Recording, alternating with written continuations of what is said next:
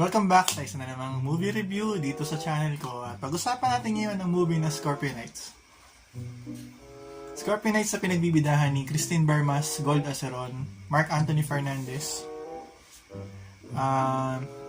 yung ano dito, si Julio Diaz,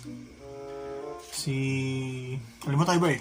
Basta yun, tungkol siya sa isang mag-shota or mag-asawa na nanirahan sa isang compound. Hindi ko alam kung compound yung tawag doon, no? Basta may paupahan eh. May paupahan doon si Lou Veloso saka si Gold Aceron. Si Gold Aceron yung pinaka pamangkin ni Lou Veloso. So, itong mag-asawa na to, merong hindi ko alam kung illegal, meron silang affair. Mag-asawa sila, si Mark Anthony sa si Christine Bermas. So, parang silip-sapo ito eh, kasi yung eksena rito, yung nilipatan kasi na bahay ni na Christine Bermas, parang may butas yun, tapos nakikita na ni Gold Aceron, ni Matt, yung ilalim. So, sumisilip siya doon. Tapos nakikita niya yung nangyayari. Doon, natuklasan niya na show online si Christine Bermas, si Pinay, at nakita niya rin na nagsisex sila tuwing gabi. So, inabangan niya na lagi. Ganun lang yung kwento. Hanggang sa nahuli siya ni Pinay, si Matt, na pinapanood siya. So, nangyari, inakit niya to si Matt. Nangyari, nagkaroon sila ng affair. Hanggang sa ending, nahuli din sila ni Mark Anthony Fernandez. Ayos na. Mahal tong movie na to, masyado siyang violente, maraming sex scenes.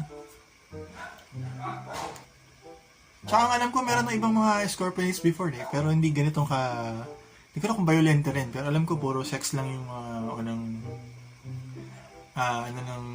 Scorpionites. So, panoorin nyo to, available siya sa Viva Max.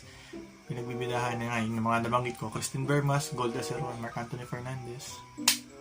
Yon. So, kung i-rate ko tong movie na to, para sa akin,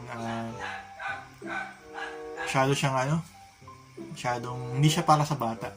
Tama lang na siya, parang sobrang strong parental guidance.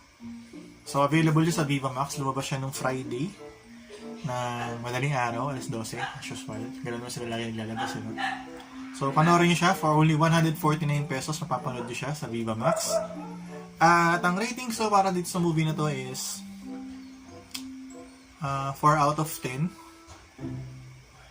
Ewan ko, puro na kasi nangyari dito eh. Maganda naman, kaso wala, puro siya, mas maraming sex scenes kaysa sa mga pangyayari. May mga duguan na eksena rito saan si Mark, nahuli niya na yung asawa niya na ipaglampungan dito kay Matt, pero hindi niya pa rin tinuluyan. Parang hindi ko alam ba't ganun. Tapos doon natapos yung kwento, diba? 1 hour and 52 minutes. Ganun lang yung nangyari. So, panoorin niyo siya, tapos comment kayo sa kung pareho tayo ng opinion dito sa movie na to, At subscribe na rin kayo sa channel ko kung napalala kayo. Alright, so that's it for this movie review. Ako nga pala sa mga nagko-comment, nagsasubscribe, paki-like na rin itong video.